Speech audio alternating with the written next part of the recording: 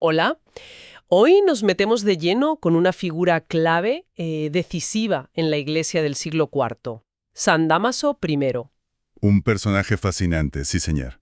Su papado, fue del 366 al 384 después de Cristo, una época movidita. Moviditas poco.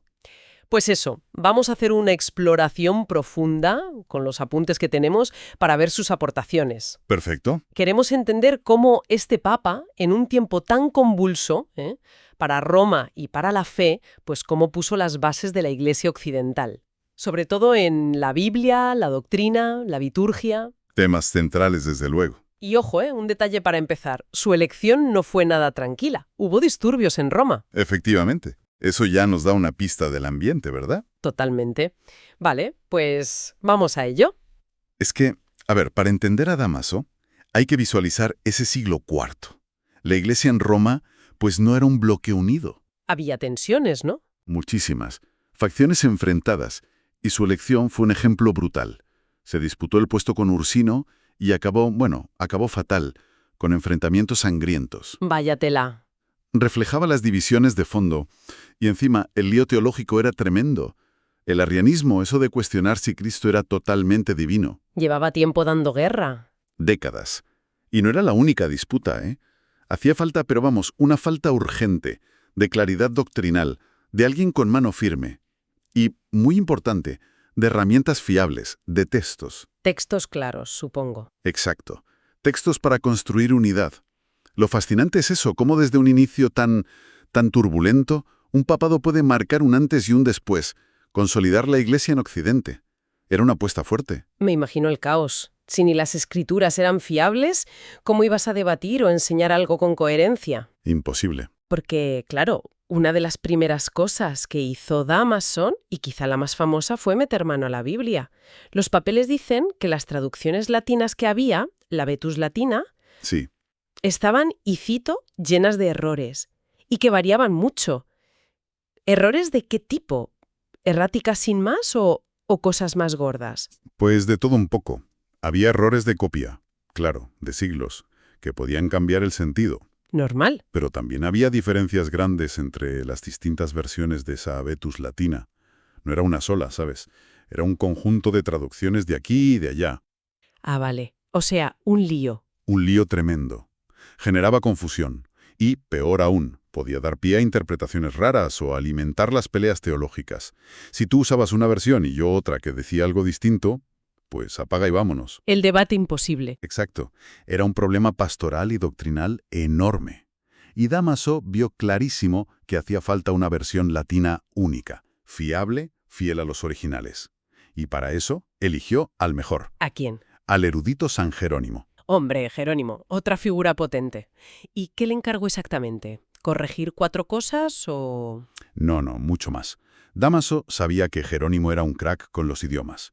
Al principio le pidió revisar los evangelios, usando los mejores manuscritos griegos. Vale. Pero la cosa creció. Jerónimo se metió a revisar todo el Nuevo Testamento y, lo más rompedor, a traducir de nuevo gran parte del Antiguo Testamento directamente del hebreo y arameo. Del hebreo. Eso sería polémico. Muy polémico. Lo normal era usar la traducción griega, la Septuaginta. Pero él fue a la fuente. Y de ese currazo salió la Vulgata. La Vulgata. Viene de Vulgata Editio, ¿no? La edición para el pueblo o algo así. Justo eso. La idea era hacerla accesible y sobre todo fiable para toda la Iglesia latina.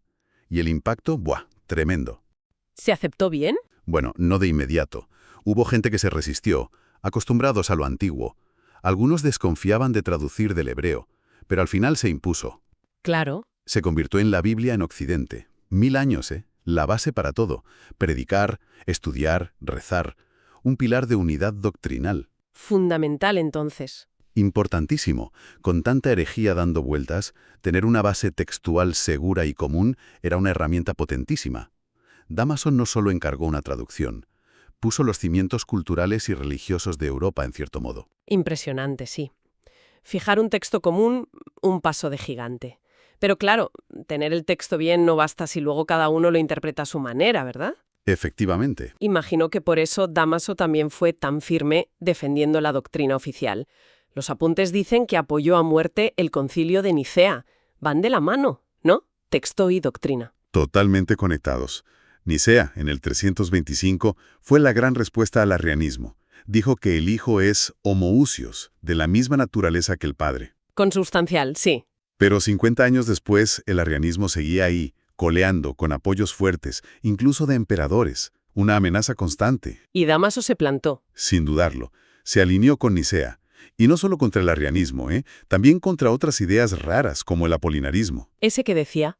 Pues, a ver, simplificando mucho, Apolinar, por defender que Cristo era Dios, acabó diciendo que no tenía una mente humana completa, que el logos divino ocupaba su lugar. Le quitaba parte de humanidad, digamos. Vaya lío. Defender la divinidad sin cargarse la humanidad y al revés. Difícil equilibrio. Muy difícil. ¿Y cómo luchó Dámaso contra esto? ¿Solo con escritos o...? No, fue muy activo. Usó la autoridad de Roma. Convocó sínodos, como el importante concilio de Roma del 382. Ahí se condenaron esas herejías y otras. Ajá.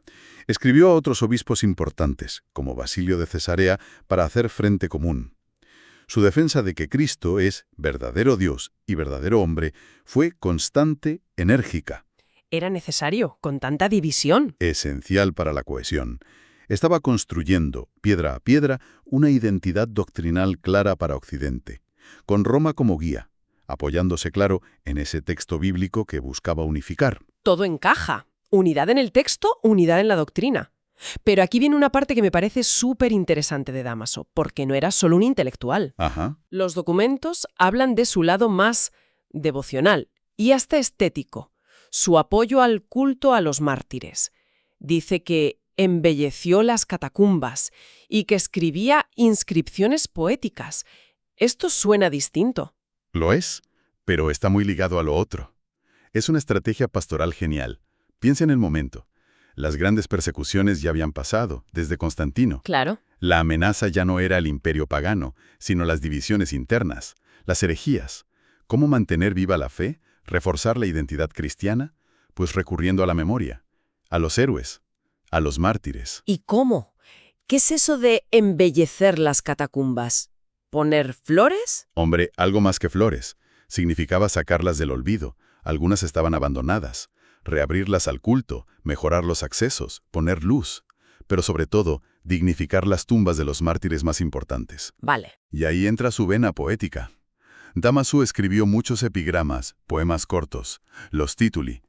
Los mandó grabar en lápidas de mármol muy elegantes, cerca de las tumbas, con una letra preciosa, por cierto, de su calígrafo Filócalo. O sea, poemas en las tumbas. Sí, pero no eran solo adornos, eran catequesis en piedra.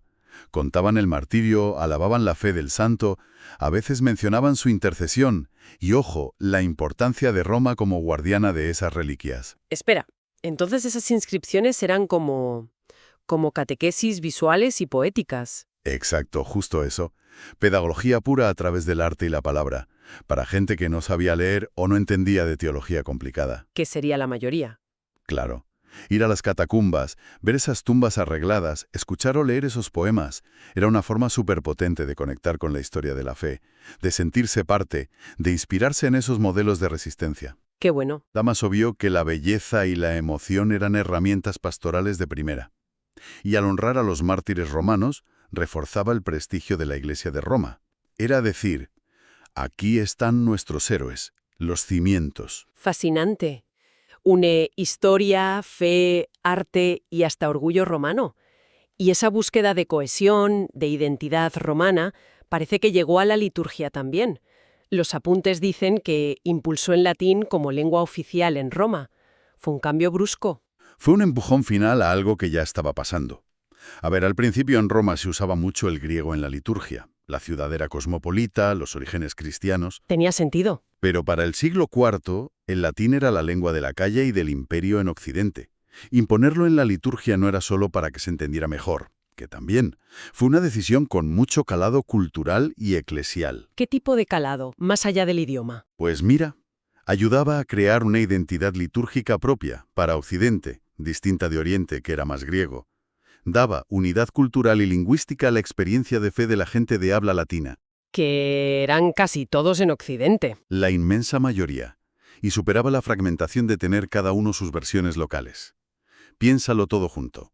Biblio en latín, Vulgata. Doctrina clara desde Roma, Nicea. Memoria común en latín, Mártires. Y ahora, oración oficial en latín. Todo en latín. Si unes los puntos, ves un esfuerzo muy consciente de Dámaso por consolidar una identidad de iglesia muy romana, pero con vocación universal para Occidente. Vulgata, Nicea, Mártires, liturgia en latín, todas las piezas encajan, ¿sí? Un proyecto de consolidación brutal. Y esto nos lleva al último punto clave: reforzar la autoridad del Papa de la sede de Roma. ¿Cómo hizo Dámaso para afirmar esa primacía? Y, volviendo al principio, tendría que ver con lo conflictiva que fue su elección, como para asegurar su puesto. Es una conexión muy lógica, sí. La idea de que Roma era especial por Pedro venía de antes, claro. Pero Dámaso fue muy insistente en afirmar la autoridad del obispo de Roma sobre todos, en doctrina y disciplina. Le daba caña al tema. Y sí, es muy posible que empezar su papado con esa pelea tan violenta con Ursino le hiciera ver la necesidad de asentar la autoridad papal sobre bases firmes, que no dependiera de facciones o del emperador de turno. ¿Y cómo lo argumentaba? ¿Qué decía? Pues insistía en que la primacía de Roma no venía de concilios como Nicea, ni de que Roma fuera la capital, que era el argumento que empezaba a usar Constantinopla. Ah, claro, la nueva Roma. Exacto. Dámaso decía que venía directamente de las palabras de Jesús a Pedro. Tú eres Pedro, sobre esta piedra edificaré mi iglesia. Esa base evangélica era la clave. El argumento definitivo. Y un momento cumbre fue ese concilio de Roma del 382, que ya mencionamos.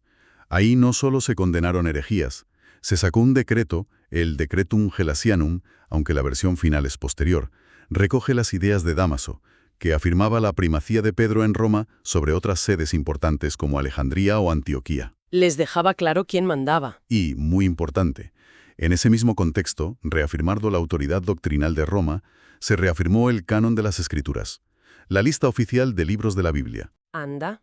O sea, Roma dice, esta es la fe correcta, Nicea, esta es la lista de libros sagrados, el canon, y yo tengo la autoridad de Cristo a Pedro para decirlo. Todo atado y bien atado. Exactamente eso. Fijar el canon justo ahí no es casualidad.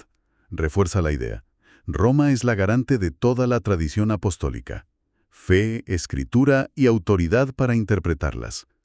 Esto nos lleva a pensar en cómo, ante las crisis, se fue centralizando la autoridad en Occidente en torno al Papa. Y Dámaso fue una pieza clave en ese proceso. Entonces, resumiendo todo esto, ¿qué nos queda de Dámaso I? Está claro que fue mucho más que un simple gestor.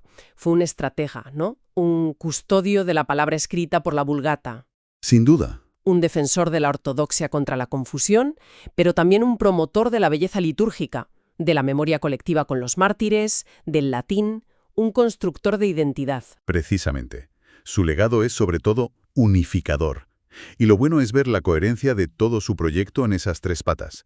Doctrina, firme con Nicea, escritura, la Vulgata como base común, y liturgia, latín, mártires, uniendo a la gente en la oración. ¿Todo conectado? Todo muy conectado. Con estas acciones, Dámaso ayudó muchísimo a dar forma a la Iglesia Católica en Occidente, a consolidarla como una comunidad universal, con una fe, una escritura y una liturgia común, anclada en la autoridad de Pedro. Vamos, que ayudó a forjar la matriz cultural y religiosa de Europa para los siglos siguientes. Su papado fue un momento fundacional, de verdad. Queda clarísimo que la huella de San Dámaso I fue enorme y duradera. Desde la Biblia, que se usó siglos, hasta cómo se entendió la autoridad del Papa y cómo se vivió la fe con la liturgia y el arte. Una figura compleja, fuerte, que salió de una crisis y cuyo impacto llega hasta hoy. Ha sido una exploración reveladora, ¿eh? Un placer, la verdad, profundizar en alguien tan determinante. Y quizá, como reflexión final, podemos dejar algo en el aire para quien nos escucha. A ver. Hemos visto el impacto unificador tan bestia de la Vulgata y la liturgia latina de Dámaso. Crearon una tradición común durante siglos.